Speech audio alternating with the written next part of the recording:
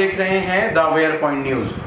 बागपत में उस वक्त कल हड़कंप और सनसनी मच गई जब एक मुफ्ती इब्राहिम नाम के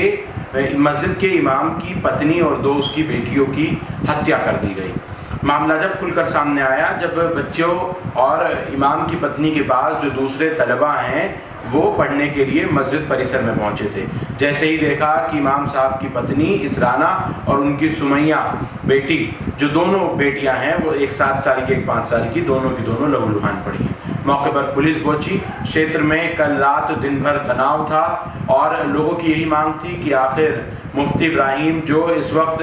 देवबंद मौलाना आमिर खान मुत्तकी अफगानिस्तान के विदेश मंत्री दारुल उलूम देवबंद पहुंचे थे, उनके स्वागत में वो वहां पहुंचे थे और इधर मौलाना इब्राहिम की पत्नी और उनकी दोनों बच्चियों का बेरहमी के साथ मस्जिद के अंदर ही जो कमरा ऊपर बना हुआ है वहां कत्ल कर दिया गया। बागपत पुलिस ने कल इस पूरे मामले में जद्दोजहद करते हुए और सीसीटीवी की जांच करते हुए 2 नाबालिग बच्चों को गिरफ्तार किया है। इस मामले में जो खुलकर बात सामने आई है, ये दोनों बच्चे वही मौलाना मुफ्ती इब्राहिम के तलबा हैं और इनको पिटाई वगैरह मुफ्ती इब्राहिम ने की थी, जिसकी वजह से इन्होंने इमाम साहब की पत्नी यानी अपने उस्ताद की पत्नी और उनके दोनों बच्चों का कत्ल कर दिया। ऐसा हम नहीं, बागपत पुलिस के एसपी कह रहे हैं। बागपत पुलिस ने मात्र 6 घंटे में इस कत्ल की, ट्रिपल मर्डर की कत्ल की वारदात का पूरी तरह से खुलासा कर दिया है, जिसके बाद अब क्षेत्र में तनाव कम हो गया है। लेकिन जो मुफ्ती इब्राहिम और आसपास गांव के लोग हैं उनका कहना है कि पुलिस ने जो ये खुलासा किया है, हम इससे कतई जो हैं वो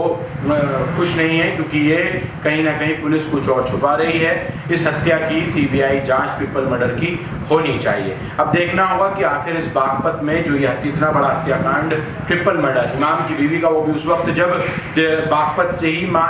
दूसरे जिले में विदेश मंत्री अफगानिस्तान के आए हुए हों और प्रोटोकॉल से लेकर तमाम सुरक्षा की व्यवस्था पूरे उत्तर प्रदेश को की गई हो, उस वक्त ये कहीं ना कहीं बड़ी चीज़ निकल कर सामने आई है। लेकिन क्या कुछ कह रहे हैं एसपी, वो ज़रूर आप सुन लीजिए। अलावा इसके सवाल यही है कि आखिर उत्तर प्रदेश में क्या कानून का इकबाल बिल्कुल ख़त्म हो गया है। परिजनों का ये कहना है कि पुलिस ने जो खुलासा किया है वो कतई उस पर जो है वो हम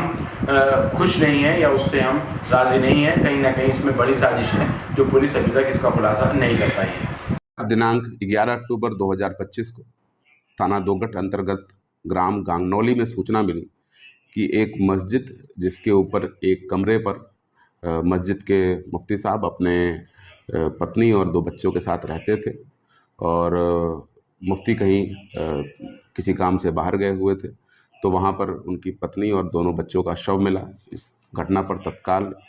थाना police, CO Baraut, additional SP मेरे और स्वयं डीआईजी महोदय के द्वारा भी घटनास्थल का निरीक्षण किया गया और तत्काल घटना के सफल अनावरण के लिए 7 टीमें लगा दी गई। फील्ड यूनिट के द्वारा भी मौके से आवश्यक फिंगरप्रिंट्स और डीएनए साक्ष्य उठाए गए और लगातार जो 7 टीमें थी उन्होंने बड़े कम अवधि के अंदर वीडियोस को देख के 2 संदिग्धों को चिन्हित किया और जिनसे जब पूछताछ की गई तो ज्ञात हुआ कि ये दोनों बच्चे जो बाल अपचारी हैं, ये उसी मस्जिद के नीचे मौलवी से तालीम हासिल करते थे और मौलवी इनकी अक्सर पिटाई कर देता था, जिसके कारण क्षुब्ध होकर इन्होंने इस घटना की योजना बनाई और ये घटना कारित की। इन दोनों बाल अपचारियों के निशानदेही से घटना में प्रयुक्त हथौड़ा और छुरी बरामद हुआ है।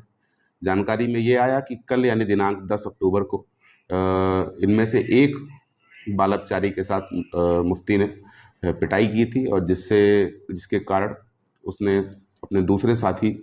को साथ लेकर ये पूरी योजना बनाई और आज जब मुफ्ती किसी काम से बाहर गए हुए थे और उनका परिवार अपने कमरे में सो रहा था दोपहर 1 बजे के आसपास, तब इन्होंने इस घटना को अंजाम दिया और अंजाम देने के बाद वहाँ से वो फरार हो गए। बड़े ही कम अवधि में पूरी बागपत पुलिस की टीम, एसओजी सर्विलांस और